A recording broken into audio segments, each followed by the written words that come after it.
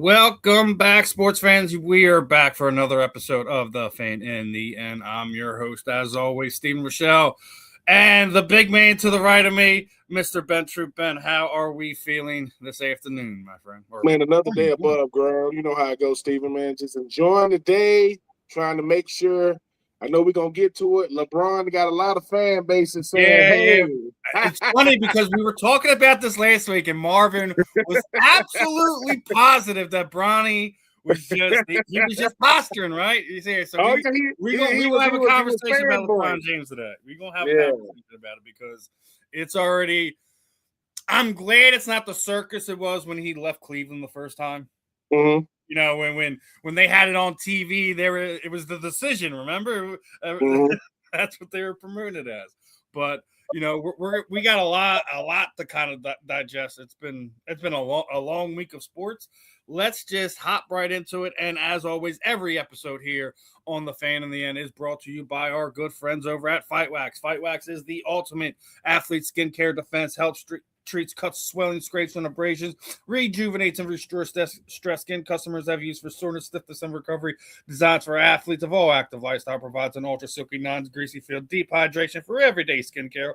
Helps fight dry skin. Customers have used for eczema, psoriasis, and other skin disorders. And when you head over to the website, please make sure you use that code SFT15FW and save 15% on your order when you go to fightwax.com. Now, obviously, like I said, lots happened over the last week.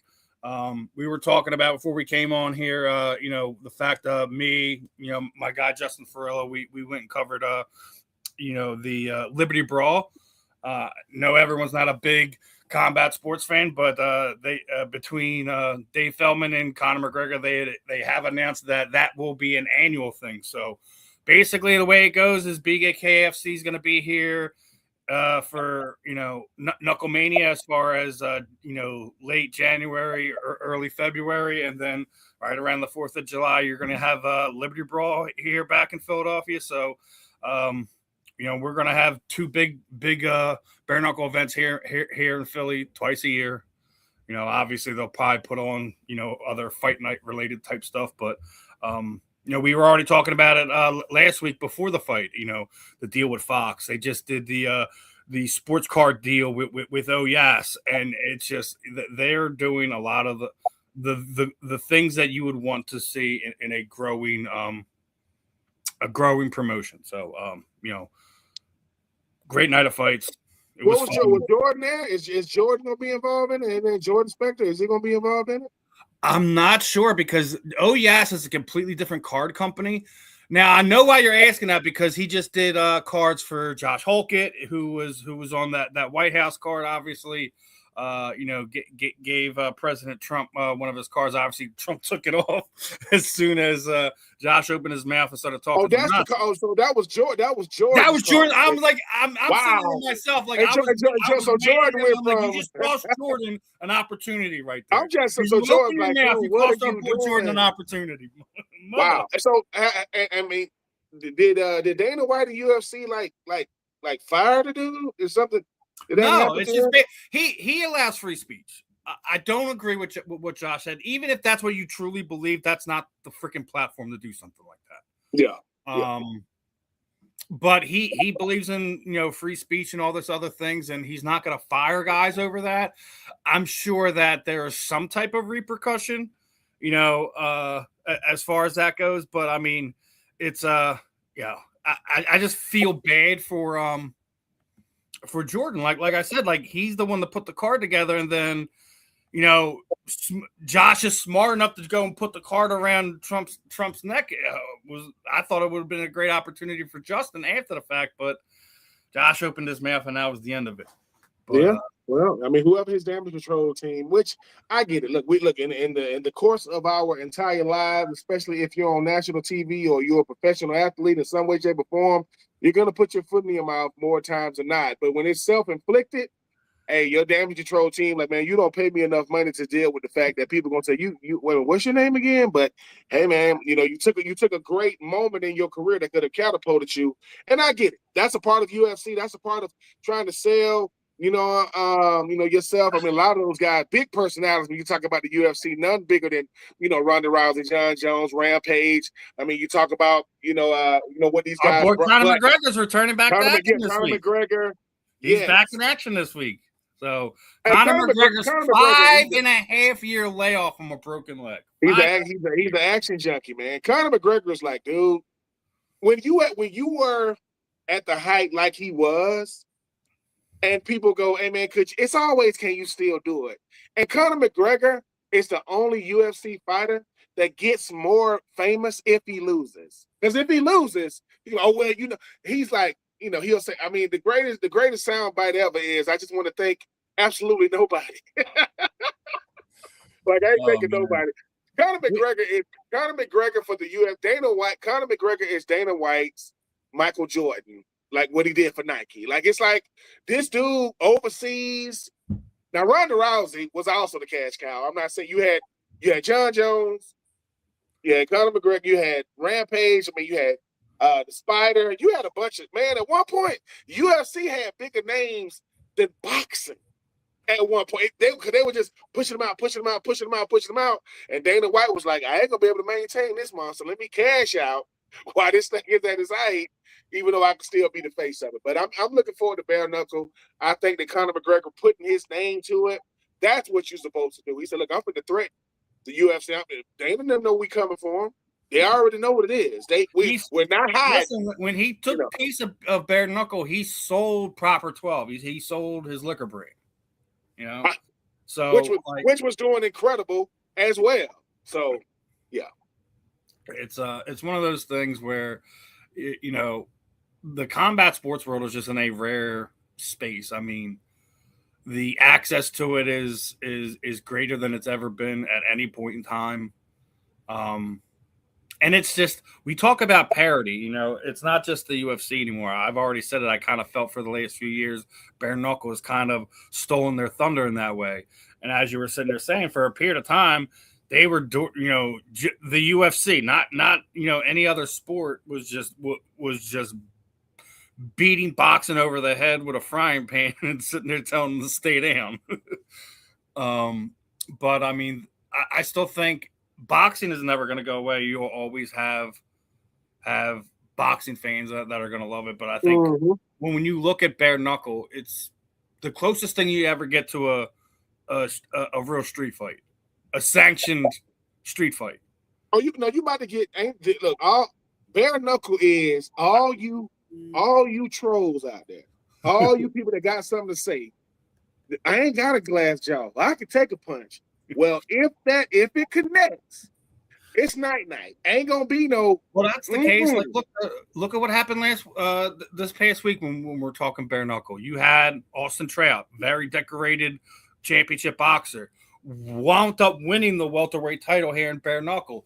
Vacated it, went down to fight Ben Bonner for the lightweight title. Unfortunately, didn't go his way. Last Friday night. But I mean, it's one of those things, man. To even get in there and try your hand at it, it doesn't matter if you're a boxer or a former UFC fighter or whatever. It's just you need to be a special type of, as you're sitting there saying, action junkie. You have to be a special type of athlete in that way to be able to compete at that level. So I put my hats off to these guys, these girls, because it takes someone special to kind of get in there and then continue to get in there. It's one thing to do it once. Oh yeah. But like that's if you're a bare knuckle fighter and you lasted, I mean, I've been doing this for 10 years. I said, your face is made of steel. Because any sport you play, football, basketball, baseball, track, you're gonna take some bumps. I don't care who you are. Bare knuckle. Hey, man, that's the ultimate. You better learn how to bob and weave. I'm trying to tell you, because if they connect, and mind you, like I said, once again, I just give big respect to Conor McGregor, because you know how it is, Stephen. When you're the biggest name, you'll take a chance, but you won't. You'll say, well, I'm doing it, but I'm not putting my face out there, my image out there. Yeah. No, we full-fledged. Yeah, like I'm going, because Conor McGregor knows, man, if I expect people to walk the same path I did to become what I did in UFC, that's not realistic. You're not gonna, because a lot of things got to go your way, from publicity, from star appeal to fight of the night, knockout of the night. But you still got to be I got to push the sport. I got to be a personality. I got to be a face. You can't maintain all those hats. And Conor can do it because he's done it. But to say, dude, and then you got to have money to invest in these things. You got to have money to pour back into yourself. Because Conor, he's like, hey, but you see how much money I make? Yeah, well, you think it's easy to maintain my life or my lifestyle? No. I got trainers cost money. Cameramen cost money, NFL players have problem managing their money. I mean, we just had, what was it? Didn't Joe Hayden sit there said basically, he's in a bad spot now because he was living a lifestyle that wasn't conductive of what I will say this. I know that him and Debo, Harrison. I mean, James Harrison got a podcast together. What Joe is really saying is, just because you're a pro athlete doesn't make you a financially literate person. The two things are not mutually exclusive. So what he's saying is, think about this. Think about it, Steve, me and you on Wall Street, and we had to earn our millions. It wasn't given to us. Well, number one, I'm learning how to keep it. If I was broke on Thursday and I became a first round pick on Friday, and I get my check, a month and a half later, that's a lot of money I just came into. Well, guess what? I'm still 21 years old. I still like to play video games. I still eat a bunch of candy. It's not like I'm better at life than people. I'm financially better. But when you look at the way Joe was saying, I gave my parents $2 million. Okay. I bought my parents a house. Okay. I bought myself a house. Okay. I got my parents both. I said, here's the thing. If you gave your parents $2 million, why you got to buy them a house? Why you got to buy them a car? I gave you $2 million. Period. Like, you go, but here's the thing. That's what we talk about athletes being literate, but it's also about learning to say no to the people in your family, in your circle. Because, didn't Chris Rock said his whole family quit their jobs after he made it big, and he turned around and told them y'all better call your bosses back because I ain't the one. I ain't the one y'all working. And the biggest disservice you're doing to your family is, okay, if the biggest check most people get every single year is income tax. That's the biggest check. Most people, I'm talking about most. And that's money you overpaid during the year. They're just giving you your money back. You're not, you overpaid $5,000, $6,000, $7,000. And you start talking about kids and dependents, what may have you. You just gave somebody $2 million. Okay. What do you think they're going to do with that $2 million? Unless you are super duper frugal, you trying to think about the future, most people gonna go crazy. You give them $2 million, they gonna lose it because they've never had that type of money before. Whereas if we are a financially literate, like if we say, hey, when I get this money, I'm trying to make it last, and you might not get a second contract. You might not even make it through your first contract. And I think that now Joe Hayden, he was an all-pro player, played for the Browns, top 10 pick, played for the Pittsburgh Steelers for a long time. You have to get used to making money. Like at a certain point, you have to get used to it. Think about it, Steven. You've been doing media stuff. I've been doing media stuff for a while. We still love it, but you have to get used to going to the press conferences, interviewing people. Yeah, you got to interview the new names. You got to interview. But if it's like, oh my God, that's Patrick Mahomes, they're not gonna let you in the press conference no more. Like that, you have to get. And when it comes to money, you say to yourself, so you mean to tell me you ain't had money for most of your life and you come into money and you lose your mind? No, your lifestyle wasn't that bad when you didn't have money. Ain't nothing wrong with, hey man, paying off the car you have, finding you a nice crib, because it's not how much money you made, it's how much money you got. Because people gonna say, didn't you make $2 million? Didn't I see you, at the unemployment office? Yeah, man. Because why go buy the, $500,000 Ferrari when you can just rent it for a few months? Or here's the thing. See, when I think about this, I'm trying to keep it low key, but I have a Ferrari. It's like when we're watching the movies, replacements, and the running back is like, do you know how much insurance on a Ferrari costs an effort?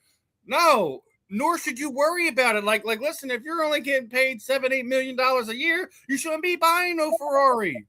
I'm trying to. And here's let's just keep it all the way funky though. You're not even buying the Ferrari for you. You're buying a Ferrari for the people that know you, so you can go pull up. Hey man, meet us over at Chili's. That's you pull it in. I think Chad Johnson is like the blueprint, right? The blueprint or what? All right, listen, not everyone's going to be able to live at the facility for 2 years like Chad did at the beginning of his career. Because, that is the smartest thing I've ever seen a play. Like, now, here's the thing. You could have. And Chad Johnson. All that. The fact that he was able to live off the team for 2 years and not spend a dime as far as living goes, man, that is some Chad Johnson. And if I was talking to Chad Ocho, I said, Chad, you also disingenuous. You was also getting endorsement money. So, and that's the thing too, right? Like when people say when Marshawn Lynch and Gronk, when those guys say I didn't spend a dime, you also making endorsement money. It's like people go, well, how did they survive? They was making money in other places. Like Gronk, Gronk probably has more endorsement money. Well, he probably got more than Travis Kelce now. But I would say, when it comes to money, you have to sit down with a financial advisor and you got to really listen to them. Like, they're not there to help you. They're there to make sure that when your career is over, when Shannon Crowder, former teammate of mine, said, yeah, man, I took the $6 million that I made, I put it in an investment account, or, and I live off the interest. I live whatever interest it grants me every year, the $300,000-$400,000. I live off that. So I'm living off the interest that my money incurs, and my $6 million is just sitting over there. That's how you do. And we was talking to Brandon Marshall, who they all lived in the same neighborhood. I think Brandon Marshall, Fred Taylor, Reggie Wayne, Shannon Crowder, all live in the same neighborhood down there in Miami. Fred Taylor, what's his name? I just had his freaking name. The freaking receiver. I just said his name. Chad Johnson. No. The receiver from Denver. I just said it was Chad Johnson, not Chad Johnson. Brandon Marshall. Brandon Marshall said, well, that's not enough money for me. I just bought a $10 million home. Look, and Chandler just looking at him. Chandler say, think about this for a second. You bought a $10 million home or whatever much it was. We live in the same neighborhood. I and my family can live off of $300K a year in the same neighborhood. If you need millions to maintain, it costs about $300,000 just to maintain my house. I'm in the wrong house. I am not spending $300K just to maintain my house. What kind of house I got? Pool man, how much is your pool man? So I think it's, Stephen, like you said, it's about getting to a place where find the richest person you know and look at how simple they are. T-shirt costs $5, jeans cost $10, shoes all dirtied up. They don't care. Why? Because man, I'm good. Like, they don't make stuff I can't afford, but I'm not. Warren Buffett and them ain't buying no Ferraris, man. You know how much Ferrari costs? What? 500. I don't know how Philadelphia traffic is, but this Georgia traffic is awful. Somebody gonna hit you just because they say I might not have $100,000 car, but I got good insurance. So I don't know. But Joe Hayden, I'm not mad at Joe, but guys are good at playing football, basketball, baseball, hockey, golf. They're not good at finances. That's why they have financial advisors. But if you have a financial advisor, listen to them. It's called, if you make $8 million a year, but you live off $500,000 a year, that means you're saving your money. And hopefully, as you get older, hey man, you live off $500,000 a year. Yeah, you live off of $500K. Hopefully, you can start living off of $250K, $100K. Because hopefully, as you get older, you don't want as much. At least that's what I thought it was. But we live in a world now to where people don't want a house. Hey man, I got 1,500 pair of shoes, and what are you, a Foot Locker, dude?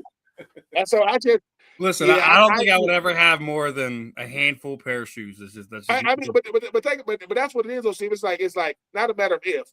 When people hit the big times. You making a bunch of money. They're like, Steven, man, look, man, I might treat myself a little bit more now and again. But it's like I'm still, I might have a camera crew with me when I go do interviews. So you know what I'm saying? I might, but that's employing people though.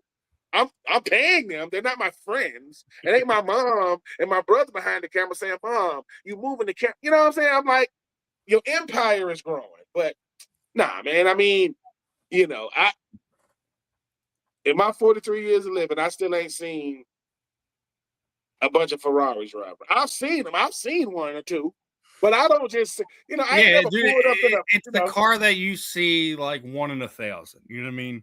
And do you want to? In reality, like a lot of these guys that you're right, they don't need it. They bought it or they rented it. They did whatever so they could show their friends what they got. It's nonsense. But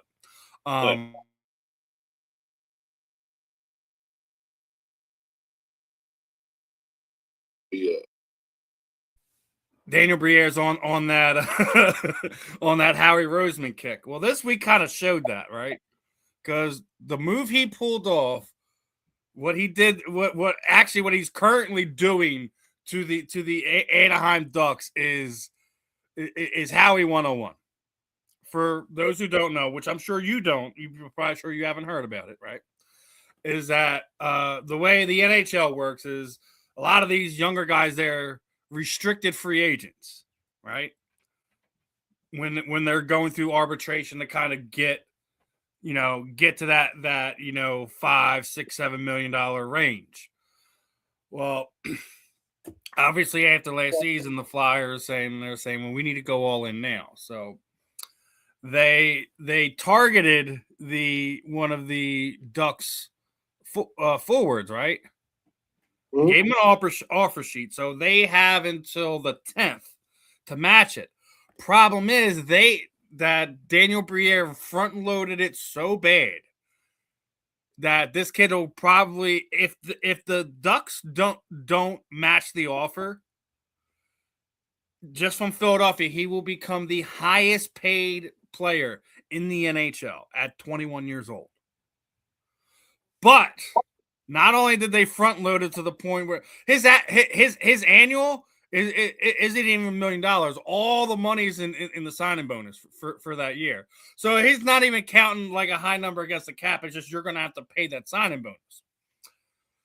So if they don't match, they now get the next 4 first round picks from the Flyers. So in all intents and purposes, Daniel Briere sent a financial nuclear missile at the Anaheim Ducks because they're in trouble. And you're even asking guys around the league, and they're basically, one exec basically thinks it's a fireable offense on what Pat Verbeek, the Ducks general manager, has done with as far as retaining some of their talent. They still have to sign Cutter, which is, if people remember, it was the guy the Flyers drafted, didn't want him, that we did this whole little thing where we want them getting another pick out of it because Cutter didn't want to come here, right? They still haven't signed him. So incompetence is real. I think what I'm hearing is Howie Roseman is the best example of showing people what happens when a GM is really, really great at what he does. Right? Like, really, because you keep on going, what? They got who? What? Then when you start seeing the Flyers in the Anaheim situation, you start realizing the GM, I guarantee, is somebody in Anaheim that was saying, dude, if you don't get this, like, you know how, like, you got a lower tier person saying, dude, you about to mess this up. They're going to send this offer over, and you're not going to be able to counter. You're going to be looking stupid. Then we're going to have a 21-year-old, making more money than the best players in the NHL. Oh, it's not going to happen. You might want to check your email. You might want to check. Look, and like I say, incompetence at the highest level is rampant for people that don't know. Like, when people start saying, "Are you telling me that the front office is directly correlated to the success of the team?" Yes, yes. And for people who don't think that, right? People who don't think that, ask the Cubs. Ask them. Like, ask him how crazy it is when you got that historic of a team and it's not happening. It is not happening. As matter of fact, there's this dude that played for the Anaheim Angels, right? Named Mike Trout. Ask him. Ask him what it's like going into the season knowing before they throw the first pitch, it's over. Done. I was the best player in baseball. No, here's the thing. Did you see the one of the Angels regular meter members heard rumors that that they were entertaining trade offers for Trout coming to Philadelphia, and they asked the general manager about it, and he emphatically said he is not trading Mike Trout to Philadelphia at the trade deadline, that it's not even on the table. If you're Mike Trout at this point in time and you've watched Shohei Ohtani start his career, come, go, leave, and is now a multiple-time championship winner on another team, I'd be pretty upset if I'm Mike Trout too. I'd be like, listen, I don't care what you say. No, you better put me on the trade block now. I'm done. Because they ain't tell me a trade that Anaheim has made at any point in time in the last 5 years to make them a better team, to give them a chance to have a postseason run, to have a World Series run, because they haven't done it. No, they haven't. And if I'm Mike Trout, I'm pissed off way before now, even before Ohtani got there. Because I'm saying to myself, dude, I get it. I was the face of baseball for many, many years. And y'all trying to hold me high. Like, people be hearing about these 10-year contracts. That's a hostage contract. Lot of money. But it's like, dude, y'all want me here. Number one, the world don't even look the same 3 years ago. It sure ain't look the same since 2020. And now I got to sit here. My suffering, number one, how much of that contract does Mike Trout actually get? The fact that he's in California, them taxes is ugly out there. We talked about that already, yeah. You know what I'm saying? They have way baseball players have way more working days in state than a football player would have in state. So, listen, and that's gonna get me to another point about it. We getting ready for the All-Star game. A lot of people are getting their first opportunities. I mean, and we've talked about the All-Star games consistently on here for all the sports, and it's just how screwed up it is. And baseball is even weirder at times because I know you're going to think I'm homering out, but I think Zach Wheeler is absolutely right. What he's done over the 2 months' time that he's been pitching, obviously missed the first month, right? Mm-hmm. He's better than Sheen right now, but somehow Sheen is one of the pitchers in the All-Star game. Well, let's look at the numbers next to each other, and you want to tell me what? Someone explain to me why Zach Wheeler isn't an All-Star right now. It's up for everyone to see. That's embarrassing. He's got a losing winning percentage. Obviously, playing in Pittsburgh. Let's throw that out. Let's just throw the wins and losses out. Everything else, he's still significantly better. He's got a better ERA, a better WHIP. He's got less walks. I mean, what else you want from an All-Star? So they asked Zach about it this week, and his agent is not happy at all. They're the incentives, man. I mean those exactly. We talk about it all the time in football. Like, baseball is just as bad. So when we're sitting there seeing Zach Wheeler get thrown around like this, and he's been, arguably, top 3 pitcher in baseball over the last 5 years, right? But then you get situations like this, right, where you have Kevin McConnell. He's going to be playing his first All-Star game in Philadelphia in his rookie season. He's from Delaware County. It's 15 minutes from the Charlotte home. His early memories of baseball are right at Citizens Bank Park. So there's times where baseball absolutely gets it wrong, and then there's times like that where you get it right. Not only that, we were just talking about Mike Trout. Obviously, being able to go to the All-Star game in your hometown, it's just something you can't put a dollar amount to that. Having your family and friends be able to there in the game that celebrates baseball's best. We tear the All-Star game apart. This is another one where baseball absolutely fails. But we do make sure, like we talk about it all the time. We see BS, we call BS. But when we see something right, we do something right. You see what they did for the home run derby? No. Here's what they're doing for whoever's going to be this year's home run derby winner. That's nice. I like that better. That is nice. I mean, hold on. That is because let's. I will say this about baseball. The two things that baseball gets right better than any other sport is the All-Star game and the home run derby. Here's why. The home run derby is I get the slam dunk contest in basketball and all, but that's it. I don't really care about the three-point contest. I think the thing about the home run derby is it's where the big bats come out. Like, listen, it's not like LeBron never being in the dunk contest, which that's a totally different conversation. But when you start talking about the guys, them sluggers, guys that swing for the fences, let's go. Ken Griffey Jr., huh? We're going to do it. I still think the best one I ever seen was 96. When you had Bonds and McGuire going head to head. And for those people who don't understand, when you got to do swing after swing after swing, it then becomes muscle memory and technique. Because you get to swing it too hard, you're going to run out of gas. It's like, hey, man. And it's something beautiful when they start going, Chris Berman, this, back. It's beautiful. And I think that the All-Star game itself, I think the thing about baseball, if you are going to be introduced to baseball, if your grandfather or father or family member if they start you with the All-Star game, you are going, and the home run derby, you are going to be hooked.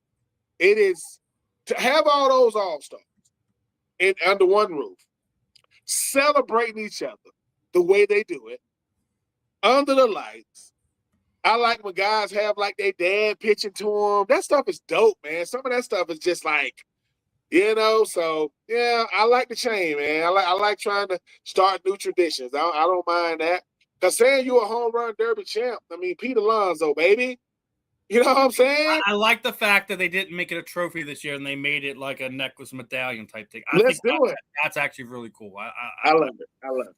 And it looks like you're gonna have Trout, Harper, and Schwarber in the home run derby. Let's do it. Listen, Bryce Harper. Listen, I talk a lot of trash about Bryce Harper just because. I'm gonna say, if you have those three, I need Judge, I need Yordan Alvarez, and I think that would be Soto. What's Soto at? What's Soto at? I don't care. He's a New Yorker now. He's irrelevant to me. And let me tell you something. If you don't think money matters, he's lost in the basement. That is the National League East. That's where he is. What's up, my friend? I'm just saying. I mean, do we play for San Diego? What's the I can't. That's who Soto played for after. No, who's his name is escaping. Who's the tall shortstop? He's Dominican. Oh, what, Manny Machado? No.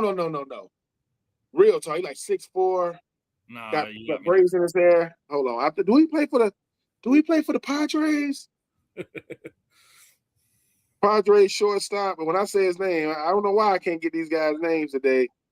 No, that's not him. It's because we overloaded with other information. That's why, brother. Yes. But speaking of overloaded, are you hearing the footsteps yet down there in Atlanta, brother? Because 1-2, the Phillies and Marlins are coming for you. Both teams are within 3 games of you. And the Nationals are only 5 games back. Or 6 games back, I think. The Mets aren't even on the scale, so that's why. Yeah. We don't talk about that. Yeah, I will say this, and I'm gonna keep saying this. My biggest homer take ever, and I'm gonna keep saying it. I don't care what no one say. Top to bottom, the best division of baseball is the NL East. I don't care. What about the Dodgers and what about don't care. I just think that when you talk about the way these teams close and how no lead, unless it's the Mets, no lead is safe. The Mets, who cares? They're not gonna. But I kept. You notice I was never saying anything. I remember when the season first started, and your feelings wasn't happening. I said, dude, they're gonna figure it out. The Nationals, man, the Nationals, So I just hope that my Braves haven't played their baseball, the best baseball they got. I still hope they still got something left for the tank. If you guys are looking for a third baseman, Austin Riley is available. You guys are looking for it. Same. But no, I'm not. I would love to say I'm surprised, but I'm not. The NL East, man, you know how they be doing. They need to do Hard Knocks baseball edition, NL East division. Like it would be must see TV from I'm talking about from teams, the players, the personalities, the pitchers, the bats.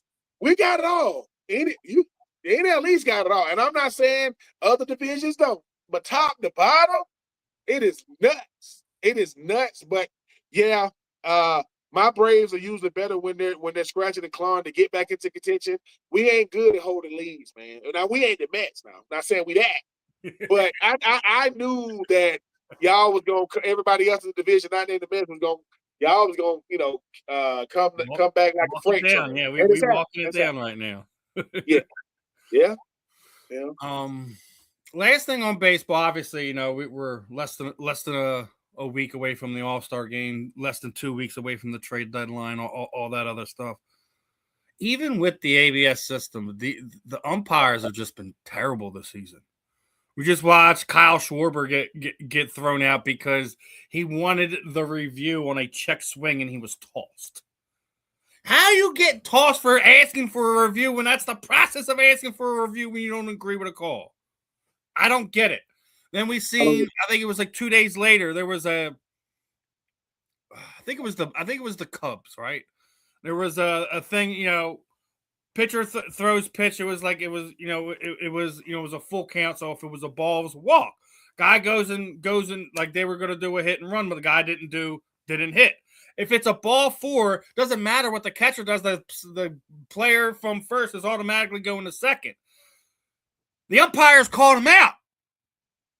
Then Craig Counsell gets thrown out of the game because he's arguing the decision. If it's a ball 4, it doesn't matter if he was attempting to steal the base or not. It's ball 4. He gets the base automatically. There shouldn't be a discussion there.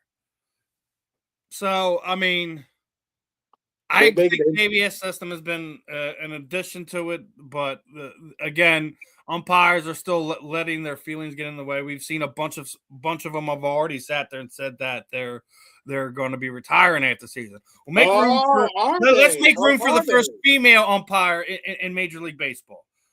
Which, if these guys do go through with their retirements, it makes room for you to bring somebody like Jen in for the first time ever. We haven't had a female umpire, so I definitely want to see that. I definitely want to see that too. I think that 2026 is a continuation. 2025, 2024.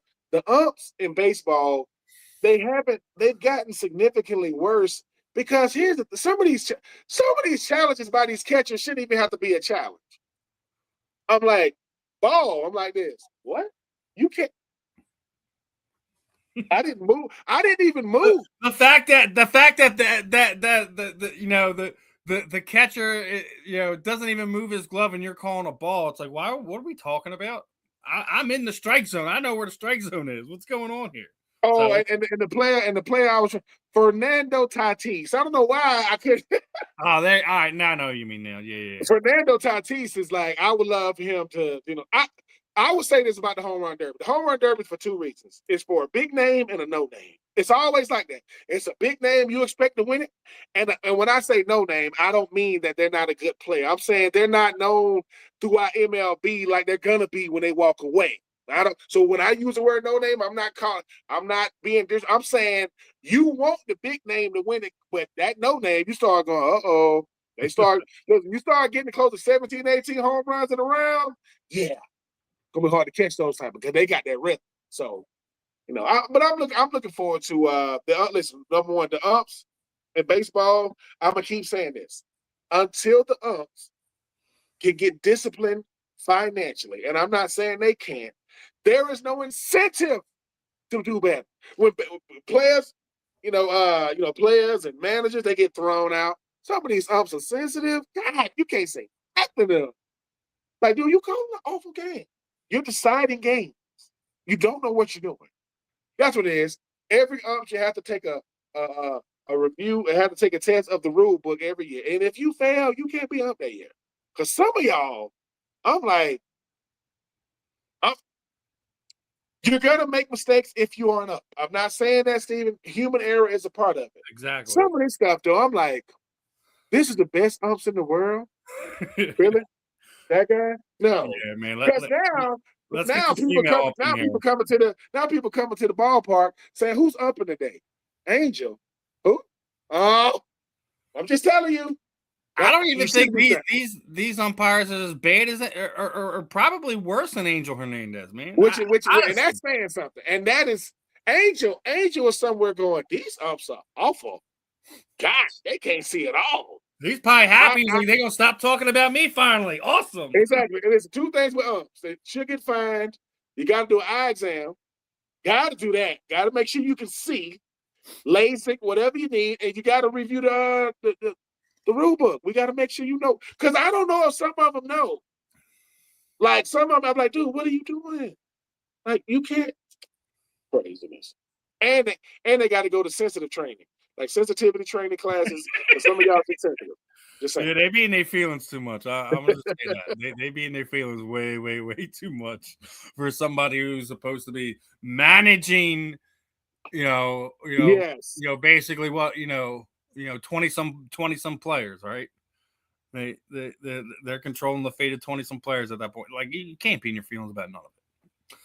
Now, speaking of being in feelings, we're gonna have to talk about the ultimate meltdown that is Brandon Ayuk at this point. Oh my God! At this point in time, I don't care who he's been talking to or if he even is talking to anybody in the Commanders organization. I don't think there's anybody with a 20-foot pole that wants anything to do with Brandon Ayuk at this point in time. And it's all his own doing. We thought Antonio Brown's meltdowns were bad. His self-destruction of his own career at this point in time needs to be studied for future athletes, because this is a how-to manual on how to railroad a multi-million-dollar sports career. Because I mean, listen, I get it sometimes when bridges are burned. Getting upset that your general manager is showing up to your house unannounced to try to resolve some type of situation, find some common ground to see how you guys are moved forward, regardless of you on the team or off the team. Calling them pedophile, like what are you doing? Like who wants to sign up for that? That's why, as bad as the AJ Brown situation here is in Philadelphia, he didn't go full nuclear. He made it known to his teammates, the team, etc. But he didn't go out there making all these posts and doing all this extra stuff. What Brandon Ayuk has done is just beyond me. I don't see him being on any team at any point in time during this season, regardless of what he feels or thinks is going to happen. And I'm not going to sit there and say like he's gotten some mental issues going on or anything like that. I'm not the one to sit there and say I don't know how he was acting before he was a professional athlete, but this is going to end up being a cautionary tale for young athletes moving forward. Brandon Ayuk, entire reputation is shot. Brandon Ayuk is a disgruntled professional athlete. It's going to happen every year. Brandon Ayuk thought he had leverage. And all Brandon Ayuk had to do is go up to the facility, pass the physical, and they would have cut him. They would have let him go on about his day. Now he's saying things like they voided my guarantees. No, you voided them. You know how thick an NFL contract is? It's so much language in it. It's a part in the contract that say conduct detrimental to the team. Ask Terrell Owens, right? He didn't know that Andy Reid could do that till he did, right? I think a situation like Brandon Ayuk, I think you said it right, Steven. It's a cautionary tale of what not to do. The title of Brandon Ayuk book should be "What the Hell," because you number one, people make mistakes. You tweet something out, you delete it, you do damage control, you go and say I'm sorry. Brandon Ayuk, number one. I've seen more videos of you of pulling out money, throwing it on the ground. First, you're gonna be a commander, then you talking trash to Jaden Daniels, and Jaden Daniels unfollowing you, and y'all play together in Arizona State. It's crazy. It's crazy. But let me tell you why you know it's really over. When John Lynch, general manager of the San Francisco 49ers, comes to your house, he's coming to your house and say, Brandon, ain't no cameras around. I'm not trying to make a big deal. What are you doing? Like, what are you doing? Because there are 30 other teams, not named the Commanders and not named the 49ers, who probably would have wanted your services. Number one, let's just call it what it really is. Brandon, you nice, but you ain't that nice. Like, you're a good receiver, right? But the last time you played football was, what, 2 years ago? So you don't even know how your body going to hold up. Number two, you're not going to win coming at front offices. You're not going to win like that. It's like this. You don't think that Howie Roseman called John Lynch, like, hey, man, you good? Y'all good out there? You know, y'all, what's, because, Steven, think about this. We're all in the content creation, podcasting environment world, which means there isn't any podcast or a content creator that we don't have access to, or we shouldn't be able to have some type of, communication with. I don't care who they are, Pat McAfee, I don't care, Joe Rogan, we all in the same thing. What do you think would happen, Steven, if me and you, we say, what we're going to do? Our podcast is called Podcast of Trash. All we do every week is come on a podcast and trash podcasting. People going to be like, why? Exactly. Why are y'all wasting y'all time doing that? Because people are going to believe at a certain point that we got a problem. Guess what, Brandon Ayuk? People believe you got a problem, a serious one. And every time you open up your mouth, number one, you coming at people, you calling people certain things, that's character assassination. You could get sued for that, right? Number two, do you even want to play football? Like, it looked like you don't want to play football no more. Like, think about this, Steven. You are the owner of the 49ers. You think, hey, man, let's give him his guaranteed money and send him home. Hell no. He ain't getting another dime from me. Take me to court. Make me give it to you. Tell the NFLPA to make me give it to you. Because I don't know what happened in San Francisco. He ain't ever getting it now. I think the 49ers are getting cap credit because of what he's done at this point in time. 49ers like, please keep saying more stupid stuff. It's less we got to pay you. He's a Brandon Ayuk. Let me tell y'all y'all 90s babies something. Right? Because we the 80s babies. The 80s babies was the last generation to go outside and play. Parents had to make us come in the house. We were the last generation till we know everybody in our neighborhood. We actually went out. We actually watched cartoons. Went outside on the weekends. Drunk out the hose pipe. We did all that. We did all that. The 90s babies was that y'all was the kind of the start of this technological world. Cell phones. We had cell phones. Y'all got smartphones. We had VCRs and DVDs. Y'all got, tablets and all other kind of stuff. What am I saying? Y'all, we were the last generation that knew life does not revolve around us. This new generation, I'm like, dude, we can see you. Brandon Ayuk has gotten more popularity from negativity than anything. Most people didn't even know he played for the 49ers. Now they do. Most people didn't know he played receiver. Now they do. Now they're saying, what are you doing, Brandon? I don't know if your NFL career is going to continue. I don't know if any team is going to touch you, because why would they believe that you're going to do right? Why would they believe that you're going to do right? Right? I don't. So he had an opportunity to come back to the 49ers, pass a physical, get cut, possibly become a commander, and the rest is history. Now, this is gonna be you Brandon, you gotta play for the 49ers. You good? Yeah, I'm good. No, you just sent out a tweet. Or whatever you be doing. So it's sad to say the least, Stephen, but you're not gonna beat this machine. The NFL is a machine. The 49ers are a part of the 32-team machine. You benefited from the 49ers more than the 49ers benefited from you. You don't believe how many Super Bowls they won with you, Brandon? Oh, that's right. How many offensive players of the year?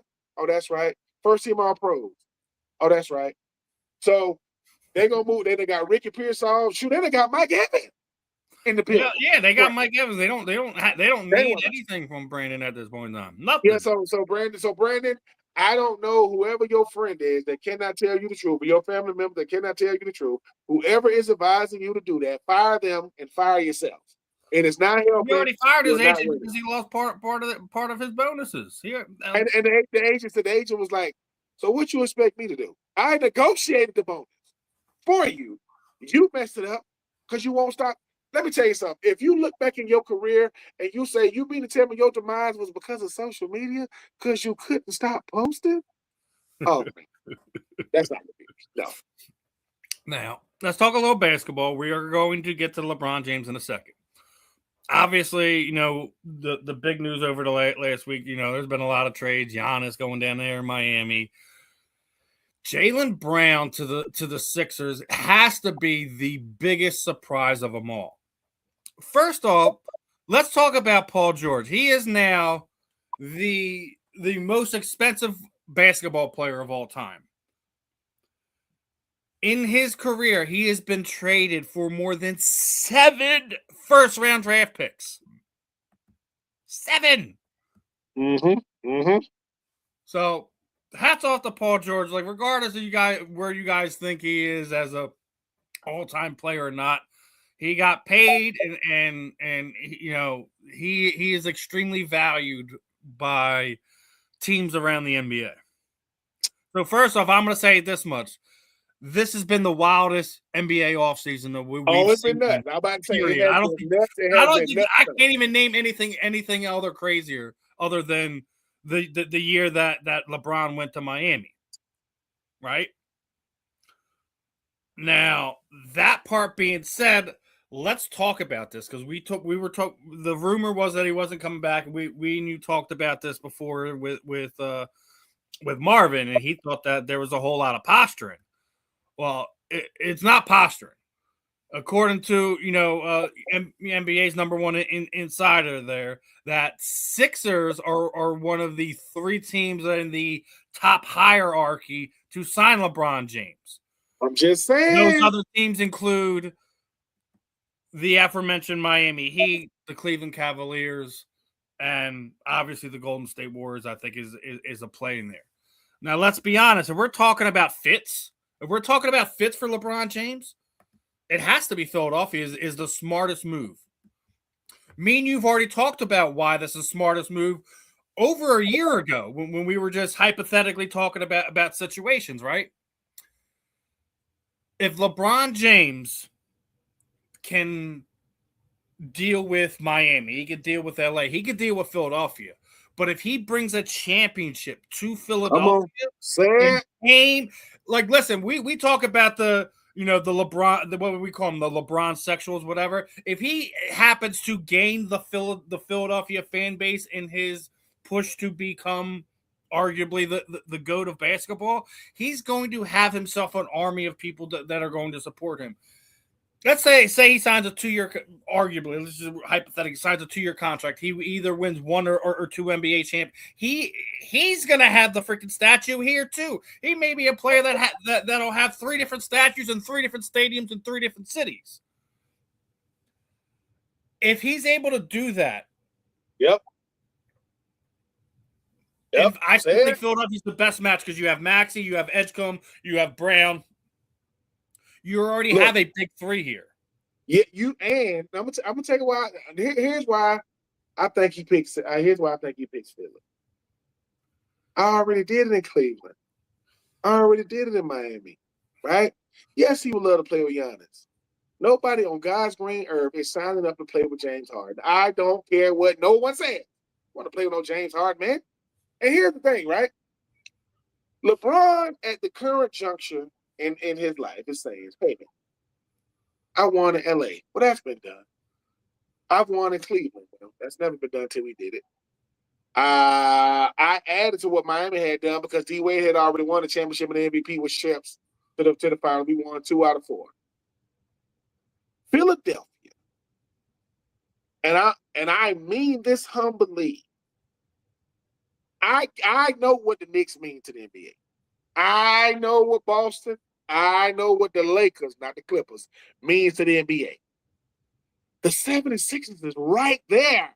They are right. They ain't those 3, but they right there. And what happens is Charles Barkley, Dr. J, and all I'm saying is LeBron is saying, all right, I got about 2, maybe 3 more. I give him 2 at the least, 3 at the most. I don't think he'll go past that. Jaylen Brown is pissed. For the people that don't know, he do not like the fact that he got traded to now. And Stephen A., please be quiet. Like, you ain't validating nothing because Jaylen Brown got you. Well, did I tell y'all? Number one, they was gonna trade Jaylen Brown to Miami for Giannis straight up. MVP for Finals MVP for Finals MVP. Jaylen Brown is a hooper, people. I know you might not like his stances on social media, but don't listen to him. You might not like everything he does on the court. Jason Tatum got a championship. Do we got an MVP? No. And guess what? Just because you got Giannis don't mean you go. I mean, just because it's just gonna be you down there. But I will say this. This is why I thought it was gonna always be the 76ers. LeBron likes superpower teams. Either he's trying to make it a superpower or he's trying to go to one.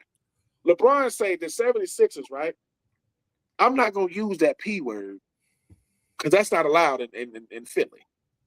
LeBron go to Philly and win it? What? LeBron go to Philly? Let me tell you something. The cold conversation, whatever, it's never gonna stop. I get it.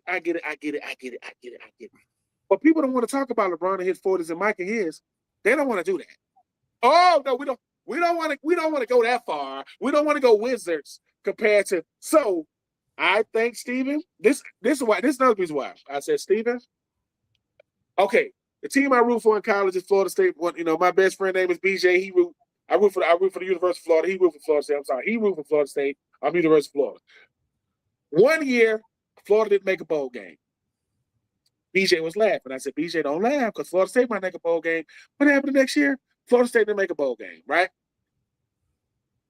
There's a man by the name of Stephen Rychel. I don't know if y'all have ever heard of him before. He is the biggest pro Philly teams, period. The Flyers, the 76ers, the Eagles, the Phillies. Not only is LeBron James going to be a 76er, but Stephen going to be right there to interview him. I guarantee it. Stephen going to be like, so LeBron. And guess what? Listen. Was it on Shrek when they was like, I'm a believer? I'm telling you, this is what happened. Stephen was going through the NBA. He going, oh, okay. Oh, man, Giannis, God dang, Giannis going to the Heat. Oh, shoot. Kawhi, he going back to the Raptors. Oh, man, Ball going out there to Minnesota. LeBron opt out. Uh-oh. Oh, he ain't going back? Then Rich Paul, his Rich Paul and Shams and all the boys saying he got his top 10. He don't got 10 teams, by the way. That's a lie. He don't got 10 teams. He had 3. Cleveland, Miami, and then Steve like, what's third? 76. Yeah, I shut up. I ain't gonna lie. I was like, oh no, here we go. And my only thing is like, look, I know what he brings on the court. My only thing is I don't want the freaking circus. I don't want the media circus and all that. That's what I don't want. But at this point in time, we have seen so much losing and almost being there and unfulfilled promises and wishes from this organization. If bringing LeBron James in is what gives them their first championship since 1983, so it's gonna. Let me tell you something. It started with Jaylen Brown because LeBron seemed like, hey, when I saw Jaylen Brown to the 76ers, I said, what? Jaylen Brown? Because number one, Jaylen Brown is a hooper. He already got at one point. Jaylen Brown was only going to the finals, to the freaking Eastern Conference Championship. So that's all he knew at a certain point. Jaylen Brown was sick of Tatum. Because I'm gonna tell you something, people. And is Tatum better than Jaylen Brown? Yeah. Do Jaylen Brown believe that? No. And that's what they're sitting there saying. Like he was being posturing himself as the smartest man in the room, and that it was rubbing people the wrong way. If you know what you know, you ain't gonna be silent about it. Facts. I want somebody who. I am just. Go ahead. Steven, look, this is what I want. This is the selfishness of me. Don't nobody want to see LeBron back in Cleveland, but Cleveland fans, be quiet. Y'all already. Ain't nobody trying to go back to Miami. You go back to Miami because maybe you can get the house you had down there, real nice weather. You know, the no state tax. I get it. I'm gonna tell you who wanted to be a 76er, but may he rest in peace. Oh, Kobe wanted to be a 76er. He wanted to. He went to the Lakers. We get it. It's this close. LeBron, listen, Philadelphia will be on fire. LeBron James comes to Philly because LeBron said, remember when the East was down, when LeBron was going out of shit? Oh, well, the East is just down. Okay. LeBron leaves, goes to the West. The Raptors winning, right? With Kawhi. Then he get to beat, then you had, Golden State and what they was doing. Now he's coming back to the East. He's saying, listen, but I'm coming back to the East. I want to be the beast of the East. Mm-hmm. I think LeBron comes to Philly because love Jaylen Brown and you know what I'm saying? I mean, Joel Embiid, those guys. He completes a lineup that would make it's gonna be ugly. That might be probably the best on paper lineup that we've ever seen. Joel Embiid, VJ Edgecombe, Jaylen Brown, and LeBron James would be your starting five. People talking, the only team. I mean, I know how much respect he got for Golden State and Steph and Draymond and those guys.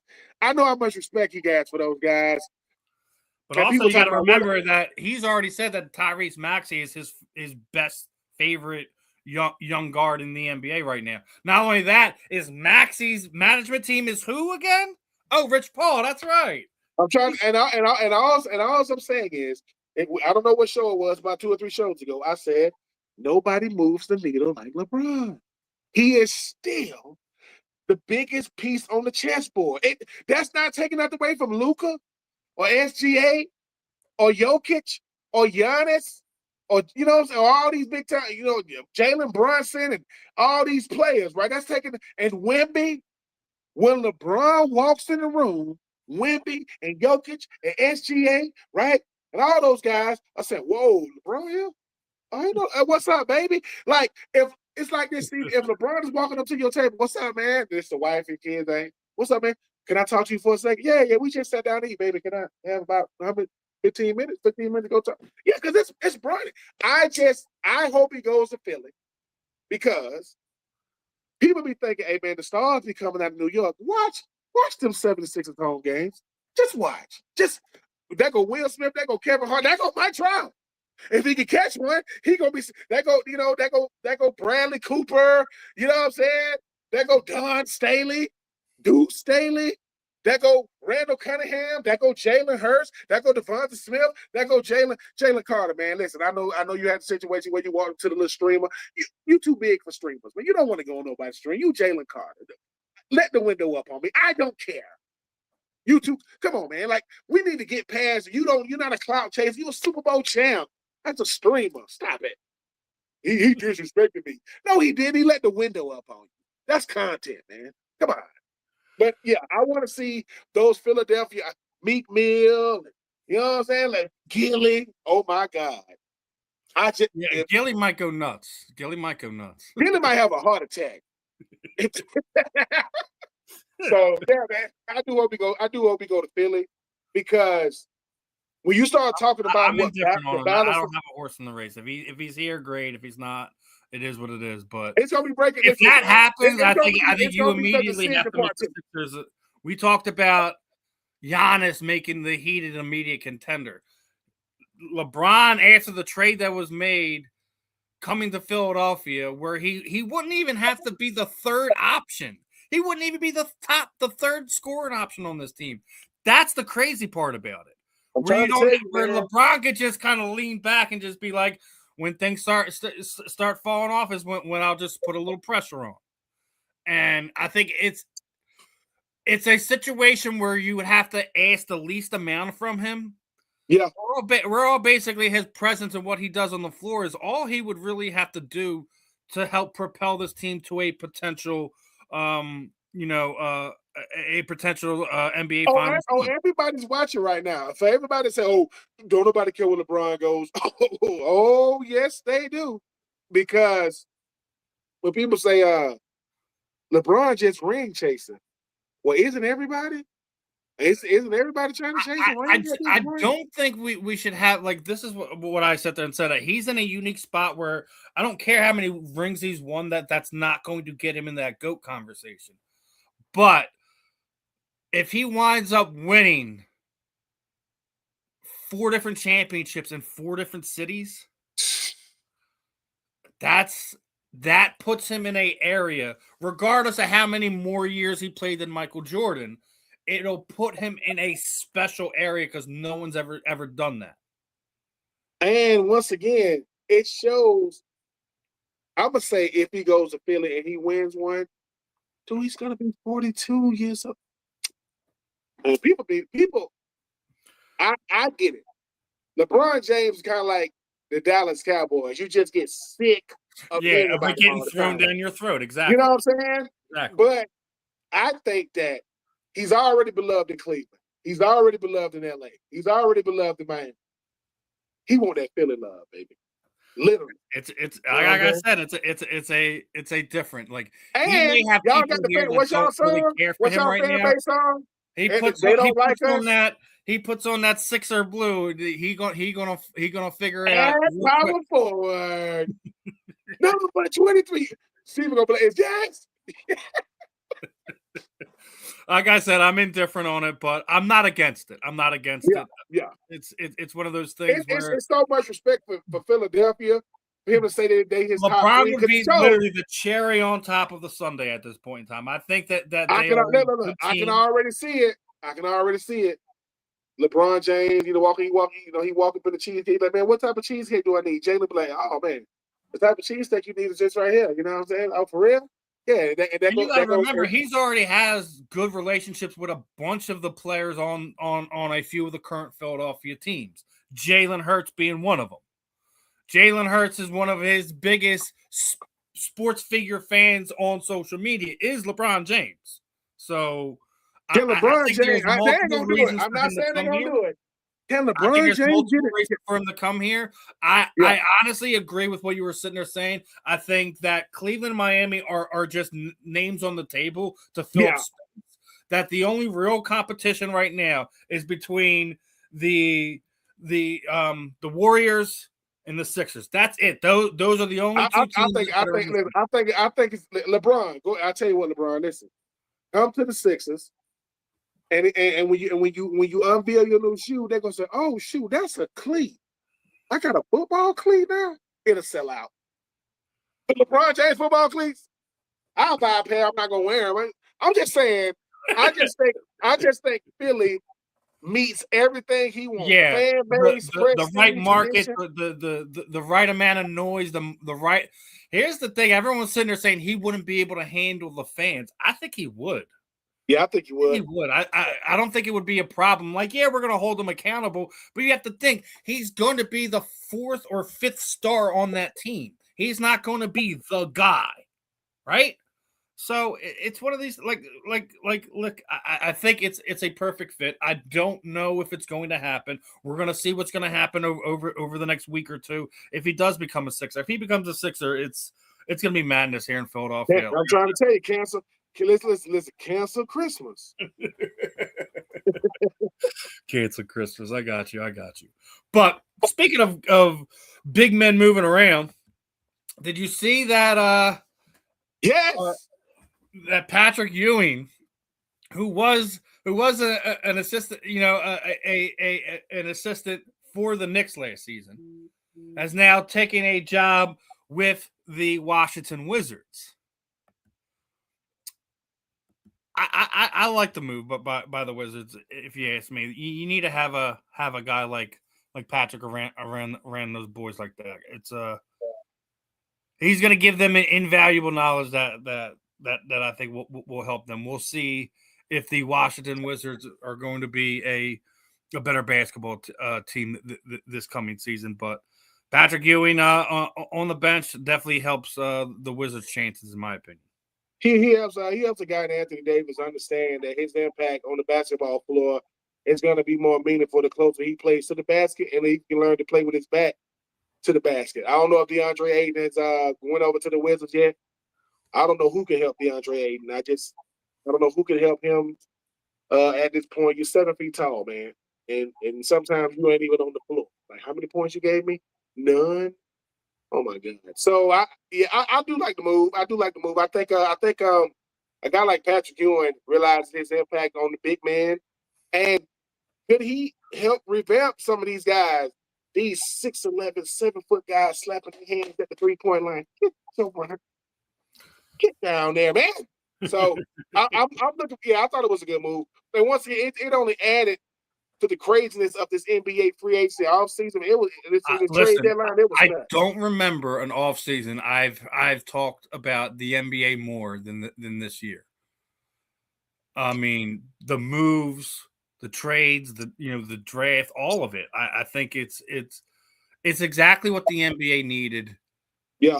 A lot of people felt that bubble year really hurt the NBA a lot. And I think where they're at right now, the parity we've seen over the last 8 years, I think this is all good for basketball in a time where that's what we love. That's what we love. Listen, and once again, everybody right now is in suspense, waiting to see what the King is going to do. And when he does do it, the power shift is going to wherever he goes. He Thanos. You know what I'm saying? Right now, I got all the stones. So now I like I say, the basketball fan in me hope he goes to Philly because he want that Philly love, man. And he knows I win it in Philly. What they gonna say? Every New York fan, Philly. You think Philly fans like New York fans? Case Philly, the state of Pennsylvania don't like. I would just say this: after the Knicks winning a championship, if the Sixers in that offseason go and land Jaylen Brown and LeBron James, I think it might be the first year that in a long time that you would have a defending championship not be a favorite. I'm trying to tell you, the balance of power has shifted. Yeah, like, I mean, LeBron made it to the second round. LeBron made it to the second round of the playoffs without Luka. Without him. So he's not going to be SGA in there, right? You talk about Jaylen Brown, man. I already said, if you look at how that plays out, he fits into the 4 that they have already starting in a way that makes it what you were just sitting there saying. It makes Joel just like, listen, stay at the bottom end. We don't need you up here no more. We don't need you up here anymore. We got JB, we got VJ, we got Maxey. We good. You just stay down there, get rebounds and make it up. But the greatest thing that LeBron gonna bring to Philadelphia is to the team and just to sit. LeBron refuses to look his age. Like, I'm not gonna look 41, 42. I'm gonna be getting up and down the court, and that's what I think. And then if I got all this youth around me, remember when Kobe was in his last All-Star game? He like, man, I'm out here with all these young legs out here dunking and catching alleys, man. Like being around this young energy, And I think for LeBron wants Philadelphia to know, hey, man, I do this for real, man. Like, if I can survive, it would put a stamp on his legacy that I don't think anyone could talk away. You can't sit there and say, but this, but that. Okay. Well, I give you the one but. We mentioned he might play 2 years, might pay 3. Just say he signs a 3-year deal. He plays 2 years in Philly. What if he go back to back? Listen, I don't like putting the number. Yeah, I've won X amount of championships. That makes me the best. No, because if that's the case, it's Bill Russell or Robert Horry. Exactly. Right? Which I've never been. Everybody wants to talk about Mike going winning 6, never He was losing. 6-0 in NBA Finals. That's almost impossible. It is. But what happens is, I mean, Mike beat Detroit when they was old. Mike never had to beat. I mean, Mike never had to beat prime Lakers, the prime Celtics with Bird. He didn't beat prime Celtics. He beat down his first NBA championship. He beat down a worn down Magic Johnson. I mean, here's the thing: when LeBron got drafted, we had flip phones, Blackberries, sidekicks, DVDs, CDs, iPods. Now we got iPads, we got tablets, we got smartphones, and all I'm saying is, a guy that got drafted in 2003 is 2026, and he's still how that is staying power. And that's why I'll continue to say he is the NBA's Iron Man. As Cal Ripken is the baseball, LeBron is the basketball. Yeah. I still don't think that takes him out of the GOAT conversation. Yeah, I just Philadelphia means if I win a chip, that's a statue, baby. Not just a statue, it's cementing a legacy on a top 5 all-time career. I mean, you can make argument that top 1, 2, whatever. I get that, but it's going to be. We'll see. I just want to get the Philadelphians out there saying, and for those of you who say, yeah, you got to know about Philly, it's Philadelphia. It's the Philadelphians you got to know. I want to get Stephen Rychel randomly walking on the street or something, and whatever the news is, hey man, how you feel about it? Like, and Stephen go, "Are you crazy? We just got LeBron. Are you crazy, lady?" Like, I'm not even gonna try to act like this is normal. Hell yeah. I mean, I'm talking trash because I'm a 76ers fan regardless. But LeBron James is gonna be wearing them 76ers colors. Man, stop it. What AI? Where he at? Do we got 2 or 3 minutes a game? Just put up a couple of. Just saying. Nice. I'm looking forward to it. Last basketball topic, right? Before we go back to some football real quick, is I want to know who's your top 5 most feared enforcers of basketball all time was. Is it Oak? Oh, top 5 most feared enforcers? Wow. Is it Mason? Is it Lambeer? Yeah. I would go. Is it Ben Wallace? Like who's some of your most feared basketball enforcers? My number one.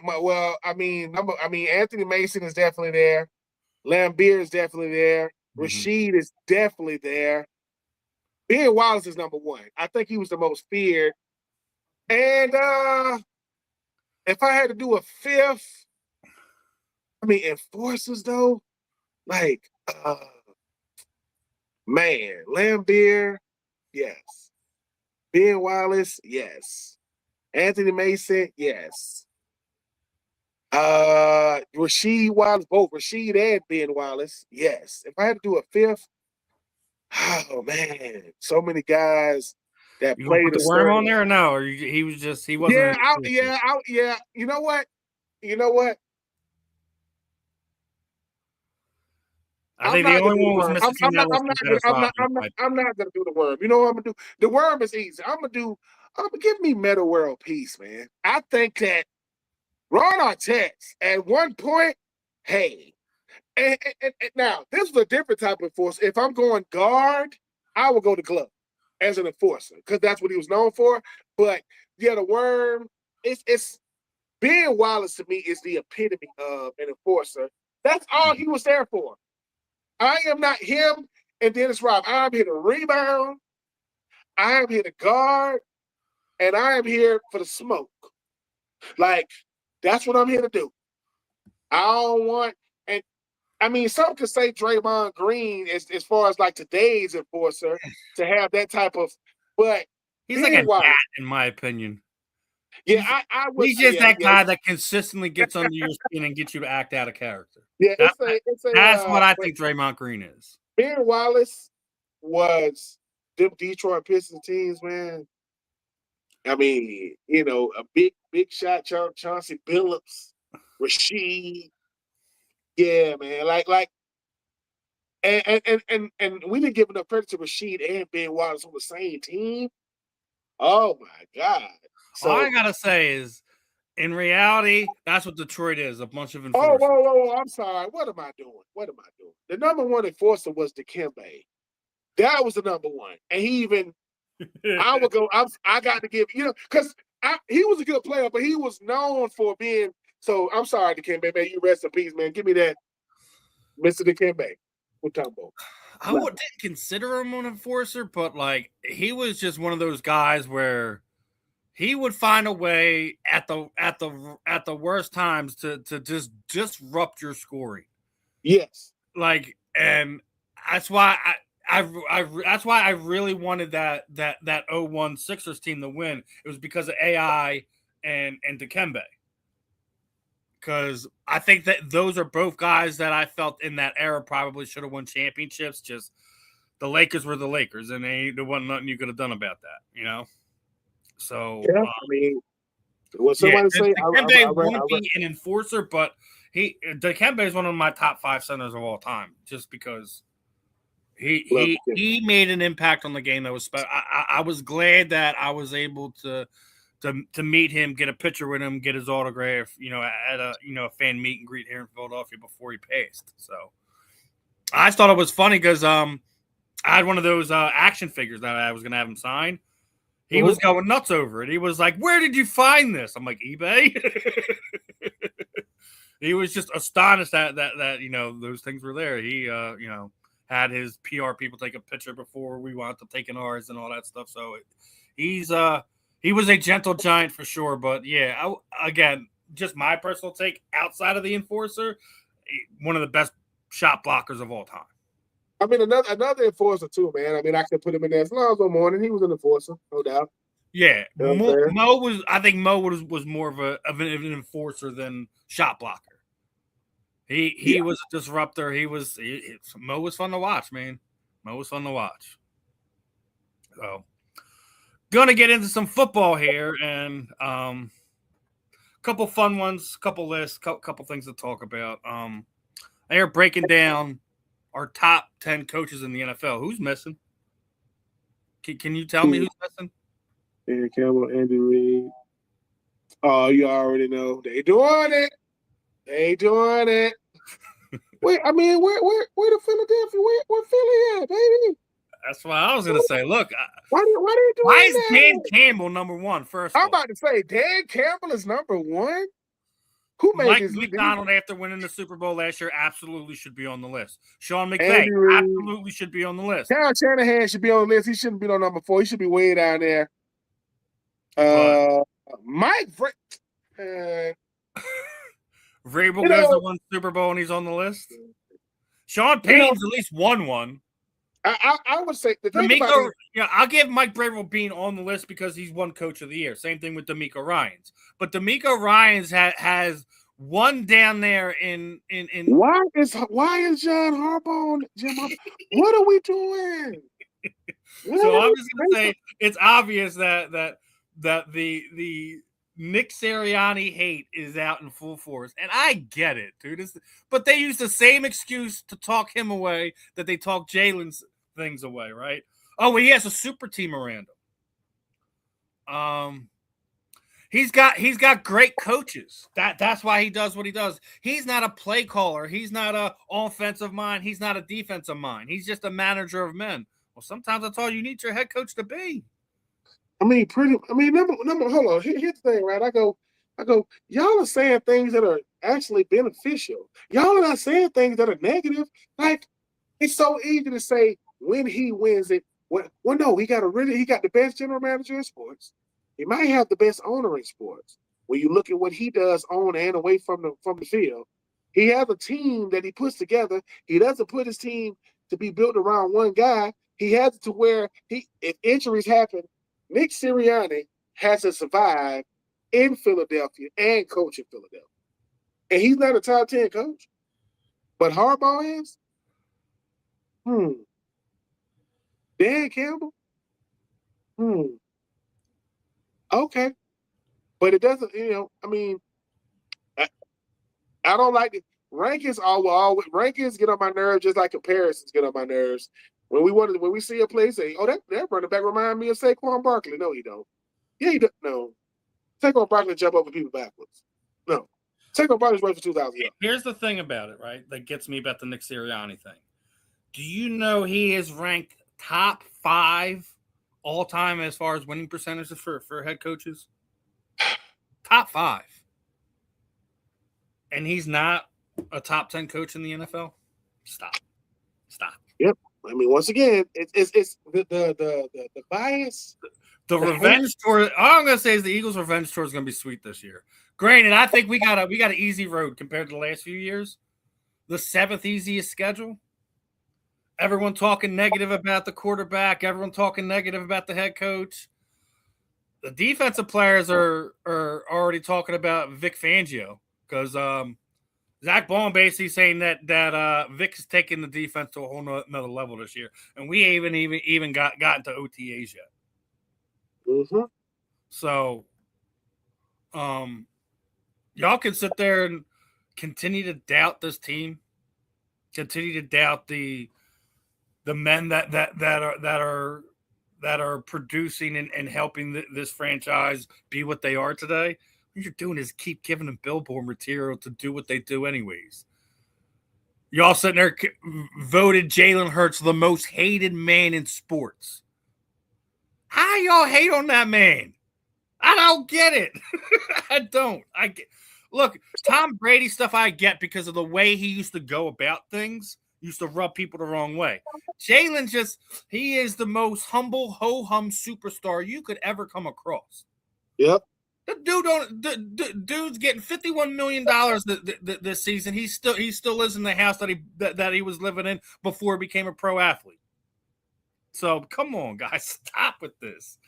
It's just one of those things I just have to point and laugh at because when you're going to give this team more billboard material when they have one of the 7th easiest schedules, and then sitting there saying that they're not one of the teams that are favored to make a deep playoff run, it's just laughable to me. I'm like, keep saying this nonsense, guys. I want you to keep giving them stuff that they can just hang up on the bulletin board before they walk out on the practice field, before they get on a flight, etc. Keep doing it. Keep doing it.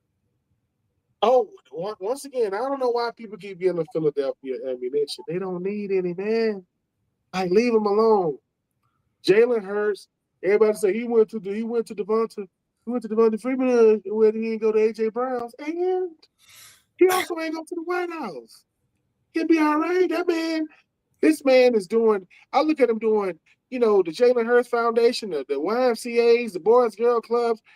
If Jalen Hurts is not the type of individual you want to be associated with or be around, what are you doing in your life? And we even talked about it Monday because right as we were doing our show last week, Jeffrey Lurie was given the Stuart Scott Award for everything that the Eagles have done with the Eagles Autism Foundation. So it's one of these things, man, where they're doing everything right, and y'all keep just throwing stuff at them. It's gonna make what they do even better. So I just point and laugh, and I want people to continue to doubt us. I don't listen. The you don't like us, we don't care thing is never more true than what we're seeing. That's why I said it. That's another reason why I think LeBron's. Boy, they can't wait to put LeBron there. You don't like us, we don't care. You think LeBron? I know you don't like me, but watch what I do. It's gonna be on. Mm-hmm. Mm-hmm. So here's a fun one for you, right? Let's take these 4 superstars and you send them back to 1970. Who do you think is the most dominant? In my opinion, it's Myles Garrett. Lamar Jackson would be absolutely murdered in the 70s. He would have been murdered. I'm going Myles Garrett because he would have been able to get away with everything. I'm gonna go Myles. I will go Myles Garrett, but I think Jamar Chase, man. The way Jamar Chase ain't even people like when people finally meet him in person, he's not a big dude. He like 5'11", like 190. He's not the biggest guy, but he ferocious the way he plays. Myles Garrett was built in a lab. Like, that big, that fast, that strong, that explosive, and he can bend that corner, man. Like, he can bend it like nobody's business. He was built. I thought that was special in Bruce Smith, but way Miles do it, man. Yeah, it's nice, man. It's pretty to watch, and like I say, Myles Garrett must have done something pretty incredible in his life for him. For let's face it, he got about 3 or 4 more years left. He get to go out there. He get to say, "Hey, man, I get to go from Cleveland to Los Angeles." Now my checks ain't gonna be as big, but I can. Yeah, he's like, but I'll be playing in January, getting extra checks. I mean, Sean McVay was like, "Let's go, let's do it, let's get him on the first train." I definitely think the Rams should be the favorite in the NFC, but the fact that I think the Eagles obviously aren't as good when you lose an AJ Brown, but when you go bring a Mekhi Lemon in, when you go get a Eli Stokes, who's basically another quarterback on the field because most of his high school and half of his college time was being a quarterback. So you got 2 quarterbacks on the field, right? New offense. The offensive line is going to be healthy, which I think was the biggest bugaboo last season for the Eagles.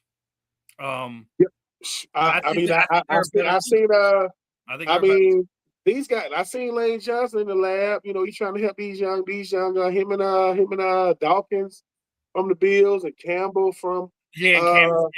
I think what they were doing with Campbell, they were trying to help Campbell out. And if you're Lane Johnson, why are you doing that, dude? I mean, I know what you're supposed to do. But that's your Lane said, "Look, I know I've been here a while, youngin, but I don't give up a lot of sacks. I don't give up a lot of pressure." So, and he's the one tackle that is left on the island the most out of any other tackle in football. That's all I gotta say. Lane should be at Hall of Famer regardless of what people think about his earlier suspension in his career. I know he counts himself out of it because of that, but what he's done after that, I think, is more telling. So him with that dog mask on, that's epic, man. Now, we were just talking about coaches, right?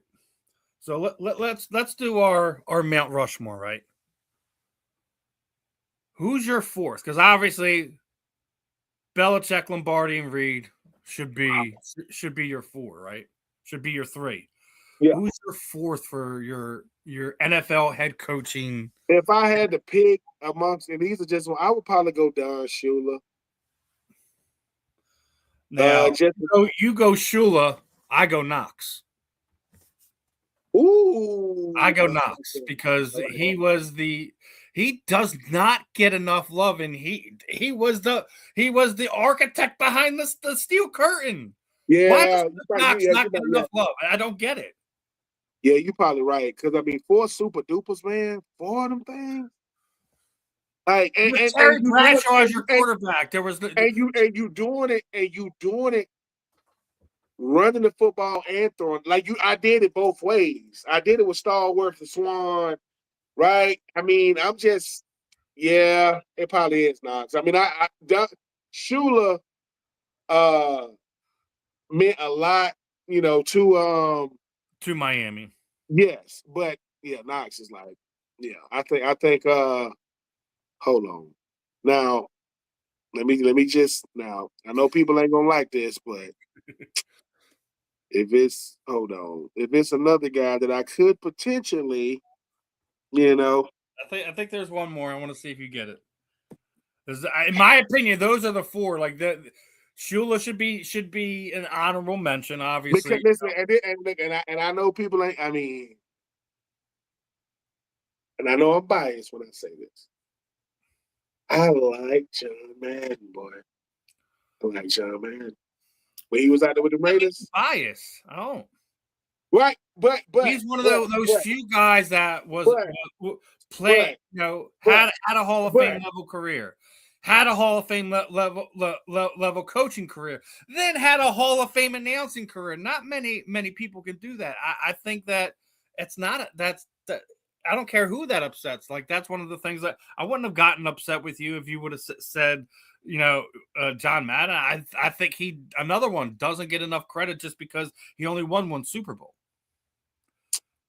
And it's one of those things I don't think counting championships is enough to make you a great coach. Yeah. All the nonsense that John Madden had to deal with them Raider teams. Are you serious? The fact they were in contention at all with the band of hooligans they had on defense. Holy crap. I already said it doesn't. X's and O's ain't everything. Managing 53 personalities is hard enough. I mean, it's man. I mean, but you talk about what John Madden meant to the game as a position coach, as a head coach, and you can't. Nobody can announce like John Madden. John Madden, Monday Night Football. What? I mean, Madden the game, tough acting and acting. You know what I'm saying? Just hey. But, yeah, John was a special human being. So that John Candy feel, just like he's the big uncle in the family. You know what I mean? That's how you feel if you were around John Madden. I think that another one that just didn't quite get the love and respect he should have, but absolutely should be one of those names mentioned as far as the Mount Rushmore of NFL all-time coaches. I just think it shouldn't be without. It should be without question. He should be one of those guys that's on a short list. I mean, well, hold on. I know the guy you probably thinking. What's his name? He goes to Washington. Joe Gibbs. Joe. Now, I will say this: we don't talk about Joe Gibbs enough either, because Joe Gibbs. Because once again, the Redskins. But yeah, Joe Gibbs. Not just that, but you got to figure he won with two different systems, two different teams. Right? Actually, no, he's won 3 with 3 different quarterbacks. Mark Rippon, Joe Theismann, and Doug Williams. Yeah. Yeah. But he won with technically 3 completely different teams. Yeah, Joe. Yeah, I mean, yeah, as much as love John, man, love Don Shooter, but Joe Gibbs, it's like, wow. Because I get it if I got one quarterback, throughout. But then I got different ones. Joe Theismann is the reason why. Joe Theismann and Lawrence Taylor is the reason why the left tackle gets paid what it's paid. The reason why we were even halfway interested to watch the Redskins is because Joe Gibbs was coaching. So yeah, and that 4th spot could be a lot of people. Could be Shula, could be Gibbs, could be Madden. When you look at what those guys meant, I mean, he didn't win no championships, but Schottenheimer, he was there for a long time. I know he was, but if I got to be honest with it, who was the 3? It was Belichick. It was who was the 3? It was Belichick. Belichick, Reed, and Lombardi. I mean, if I'm being honest, the 4th probably should be Bill Walsh. That's probably who it should be, because the West Coast offense, man. People forget about. Why do people forget that he did that in Cincinnati first?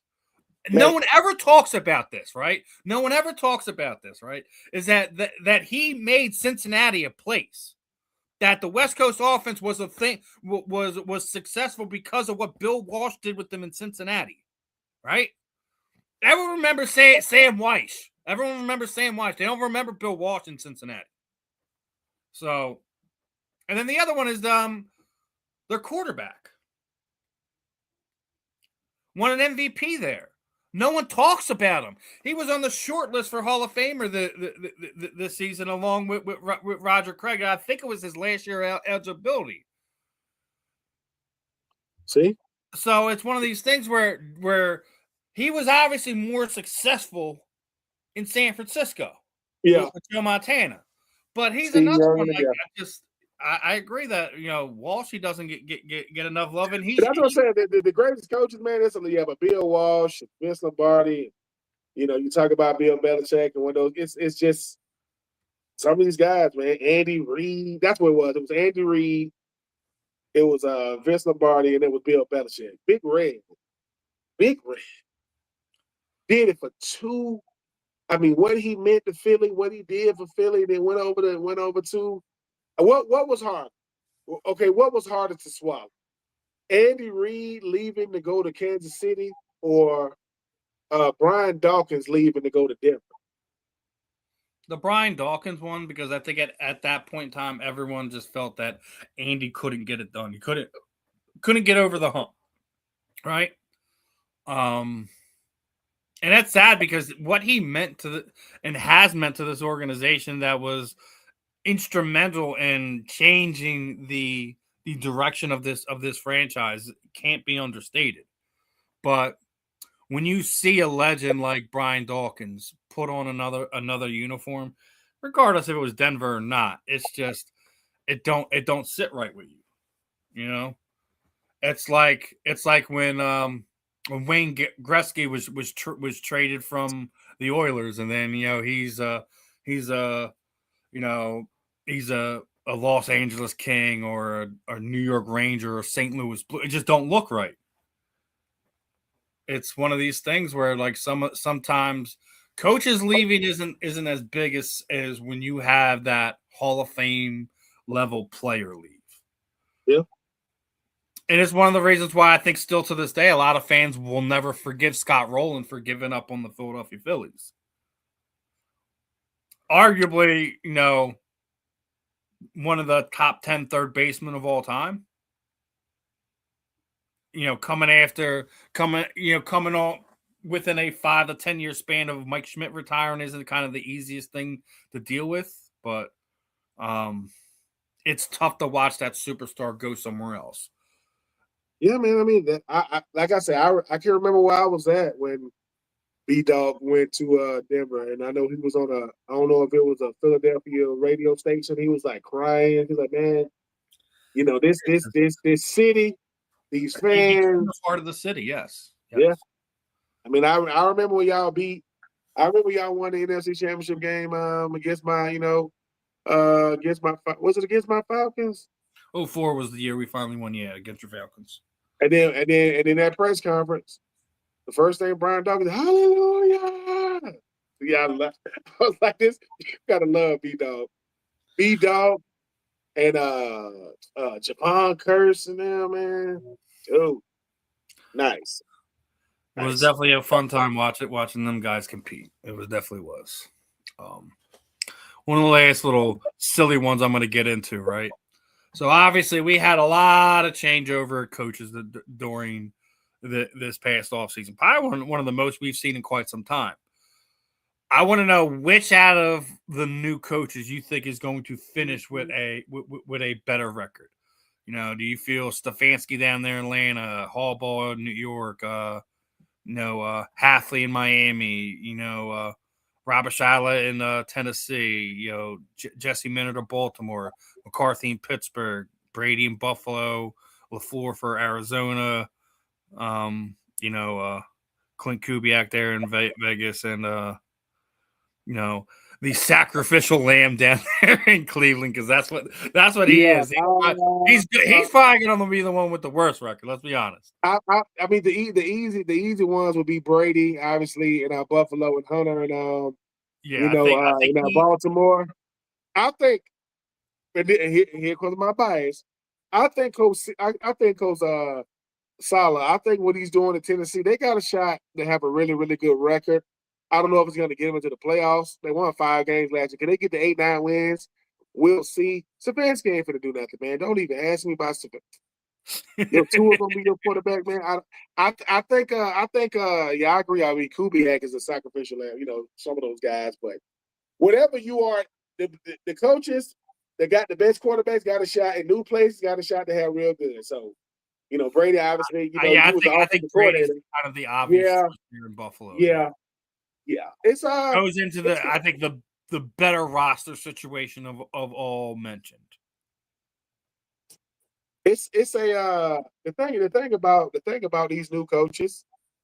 You got guys like Harbaugh going from Baltimore to New York, and Stefanski going from Cleveland, to Atlanta. So they understand. And both of those guys are going from the AFC to the NFC. They understand. Hopefully, they've learned some new tricks. I mean, I get when you've had success in other places, you're going to have to be able to adjust and adapt to where you're going. But when you got Josh Allen, you got Lamar Jackson. I mean, you could do a lot worse than that. Or like inherited those type of QBs. But the QB gonna have a lot to do with not just the head coach success, but the team success. So I'm giving the coach and Cam Ward, I think, is the best. I know that Harbaugh is getting Dart. I think that Cam Ward was a much better rookie than Dart was. Not even close. I think that Coach Sala got a shot to have a quarterback that can help him win a bunch of games this year. We'll see.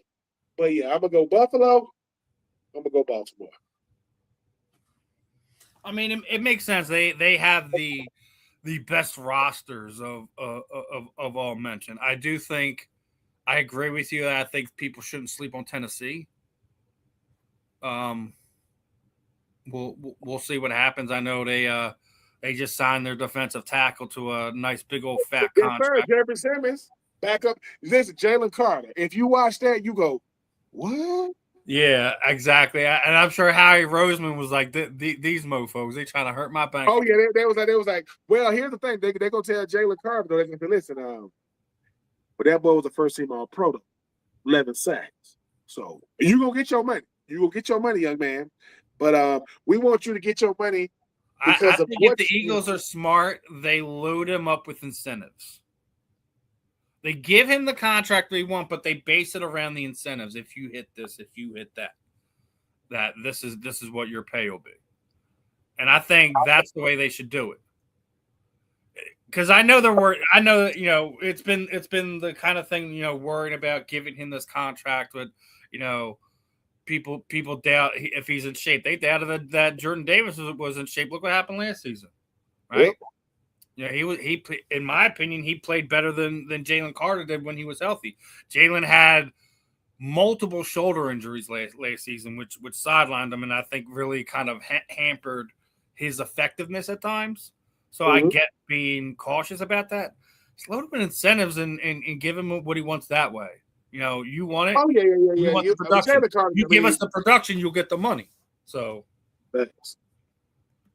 We'll see how that all plays out, but we're in that weird time where we can talk about a little bit of everything. Football is still laying there in the weeds. I got one. I mean, because the FIFA World Cup is going on.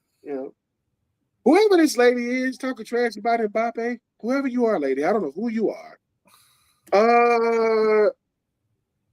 If you represent Paraguay and Paraguay was doing all this dumb stuff against Mbappe and they lost the game and Mbappe don't want to shake their hands, man, you see how disrespectful they were? They're trying to injure me during the game. And you saying things like, look, let me just go ahead and give people some context. I don't know who this lady is. She's a politician. When you start using stuff like can't speak the language, he ain't really French. He was born in France. Was born in Paris anyway, and then the players out there talking trash to him in Spanish, not realizing that the young man is fluent in French, Spanish, and English, so you can't even talk trash about me.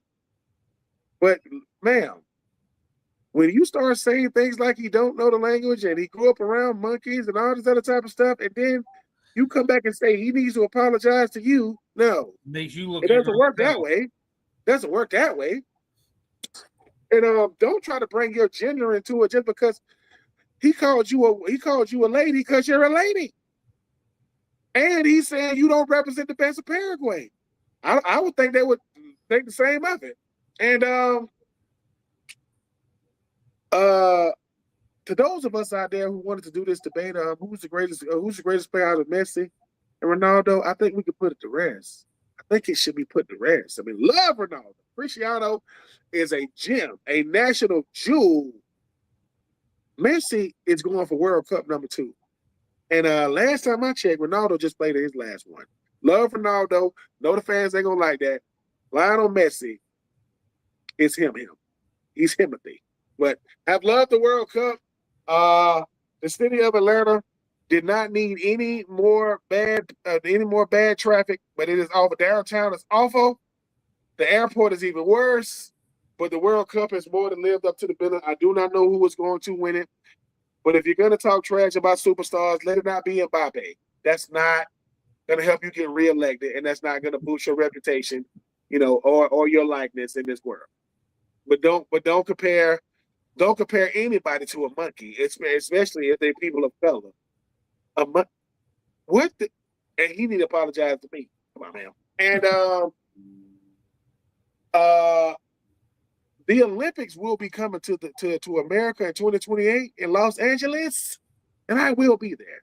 I don't know what type of seat I'm gonna have, and I'm gonna be with my. I just have to experience this point blank and period. I got to just go out there, see what's up with the festivities, things like that. But yeah, man. I mean, we are at a time in sports where, we are trying to make it to training camp. We really, really are. We're just trying to count down these Sundays to training camp. We count down. I think we're just about within 2 months. So yeah, we're and I don't. Who's doing? Do you know who's doing Hard Knocks this year? I don't know. No, I don't. I just know it's not the Eagles this year. That's all I know. I mean, I'm just saying it's but no, the NBA. Oh, baseball. I know y'all gonna have to get ready to really, really, get comfortable being uncomfortable with these negotiations. And I'm gonna keep saying this to the Otanis of the world, to the Mike Trouts of the world, to the Ronald Queen Jr. of the world, to you $100 million, $200 million, $300 million, some $400 million, some $500 million players. Be ready to look out for your teammates who don't make that type of money, because in order to survive this, people got bills to pay. So right now we out because Steven, I don't know how long you foresee it, but I see this thing getting ugly. I see this thing. I don't see it lasting longer than one regular season, like missing it, but I do see it affecting the upcoming season. Like, I don't think it's gonna last. It's too much money to be made. It's too much sponsorships and all these Fortune 500 companies and businesses attached to these teams and players. But to survive it, people are going to have to be able to maintain or sustain their life and lifestyle.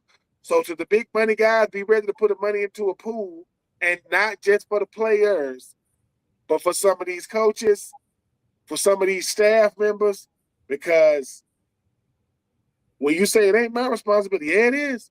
People got mouths to feed. So to the same people that are ready to strike, you can have a bunch of players that say, I can't afford no strike. What do you mean? Man, my kid go to private school, got this new house, new baby on the way. We need every game. So, but yeah, I hope that and Dana White and company. No, listen, no more sporting events at the White House. I mean, it's just too much stuff that can go crazy. I know y'all did it, but we got arenas and stadiums for that. Let's try it. And stay, and whatever this little green pool thing is, stay away from it, people. People need to. I don't know what they talk about. It's green or whatever. The reflective pool. The reflective. Oh, okay. Yeah. So if it's green, whatever color it's supposed to be, get it back that color. Because I'm just saying. But no, I think the problem is because people are pouring stuff, or the reports are people are pouring. It's supposed to be clear and it's supposed to be a reflective pool, but whatever. What do I know? I stay away from the political nonsense no matter what. Oh yeah, me too. I say keep it out of my sports talk. Keep it out of it. Exactly. But and I say, hey, I will say about the World Cup, showed you guys last week the parking prices here in Philadelphia was absolutely insane. But the 6 games they had here sold out 5 of them. Wow. Sold out 5 of them. So 5 of the 6 games here, there was more than 60,000 fans here. So I think it was a success for the most part. I'm not gonna act like I'm the biggest FIFA fan. Oh You know, yeah. I'm not first gonna do sport I that. ever played was soccer. I'm not gonna act Yeah, like I'm not gonna act like I am either. A shout out to Antonio Freeman. I think his son plays for the U.S. men's national team. I'm not gonna act like I know them all. I'm a part of the Landon Donovan era. You know, I ain't I'll trying just to act say like. this much. The only thing I will mention on is some of the nonsense I've seen over the last handful of days. If you're an American and you have to make it a point that you're not rooting for the U.S. just because it's the U.S. and you're a U.S. citizen, please go find a visa citizenship elsewhere. I don't want you here. I don't. That's the only political nonsense I'm going to say because I don't care what idiot is in the White House. I don't. It means nothing to me. I'm going to support my country regardless. Olympics, all that stuff. But when you have a situation like what people are using, just a way to poo-poo the Americans, whatever, dude. Like this is the same that the same people were upset that they lost. They lost where they lose every time in the last 16 teams that are left. That's when the USA gets eliminated. We are not the best soccer team in the world. We're not even in the top 10 in the world. That's fine. We don't have to be. There's other sports that we are significantly better than almost 90% of the rest of the other countries in the world. Yep. Soccer is never going to be the United States #1 sport. It's not even going to be a top 5. I still think combat sports as a whole will come in before soccer. But if you're sitting there using their failures or the retard that resides in the White House as a reason to not support the American athletes that are competing, get out of the country and go support whatever other country you want to go move there. You can be a proud American and not be proud of your government. That's perfectly acceptable. Thanks. That is perfectly acceptable. I hope everyone has those honest conversations with each other, but don't take it out on the athletes because of it. Don't take it out on them. They have nothing to do with that. Nor should they get the vitriol or hate because of it. So that's the only thing I'm going to say about that. Love the energy and the soccer experience that we had here in Philadelphia. I know a lot of the content creators and sports bloggers in the area were eating up a lot of the guests that we had in there. I've seen a lot of countries sat there and said, they didn't really care for the United States. They were coming for the experience of the World Cup and said that, they fell in love with our city and our country. Oh yeah, definitely. Oh yeah. It's gonna be a bunch of cheesecake recipes going back across the water, baby. Listen, man, I'm just glad that for the most part everyone had fun, no one got hurt. And everybody was safe, and we a safe World Cup because it could have gotten. There was some stuff that could have made it very ugly or in a very bad situation. But either way, happy with the World Cup experience as a whole outside of the financial side of things. But it was definitely cool. Hopefully it's something we will get to experience again in our lifetime, having the World Cup here in the United States. Glad that we were able to be an ambassador during this crazy time in the world we live in. Other than that, Ben, your final thoughts on today, and let's send this one on home.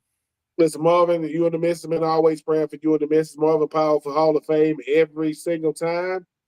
And see, it was always a pleasure coming on with you, sir, talking all things sports. I mean, we don't talk golf because, you got to have limits. Limits. If we're gonna talk golf, I'll bring Justin on to talk golf because he's our resident golfer here on on the South Florida Tribune.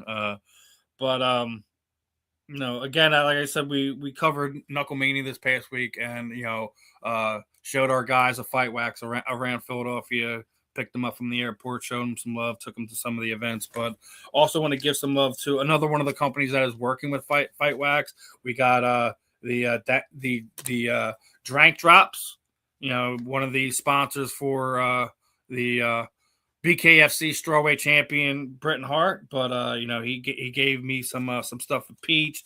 We got some watermelon.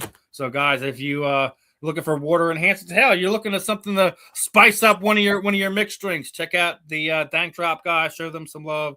Show the guys that are showing us love here on the South Florida Tribune, the Fan in the End, Real and Rare, all that stuff. Some love. But other than that, another episode in the books. I'm Steve. That's Ben. This was another episode of the Fan in the End, and we will see you guys next week, my friends. Peace on out.